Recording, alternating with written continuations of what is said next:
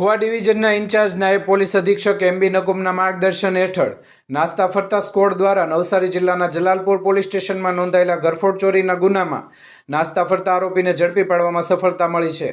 પ્રાપ્ત માહિતી મુજબ આરોપી રમેશભાઈ રવજીભાઈ ચુડાસમા ઉંમર 55 વર્ષ, રહેવાનું તળાજા, જેઓ લાંબા સમયથી ફરાર હતા। હ્યુમન તથા ટેકનિકલ સોર્સની મદદથી મહુવા ડિવિઝન નાસ્તા ફરતા સ્ક્વોડ દ્વારા તળાજા ખાતે પાગલ બાપાની મઢી પાસેથી આરોપીની ધરપકડ કરવામાં આવી હતી। પકડાયેલ આરોપી રમેશભાઈ રવજીભાઈ ચુડાસમા ઉંમર 55 વર્ષ, રહેવાનું ગજ્જરની લાતી પાછળ, ડુંગરાવાડી શેરી, તળાજા। આ કામગીરી કરનાર પોલીસ સ્ટાફ નાયબ પોલીસ અધિક્ષક એમબી નકુમના માર્ગદર્શન હેઠળ police sub inspector RA. Vadher, Anaram head constable NV. Baraiya તથા પોલીસ કોન્સ્ટેબલ હરપાલસિંહ સરવૈયા તથા પોલીસ કોન્સ્ટેબલ બનેશંગભાઈ મોરી તથા પોલીસ કોન્સ્ટેબલ કાળુભાઈ ચોપડા વગેરેના જોડાયા હતા।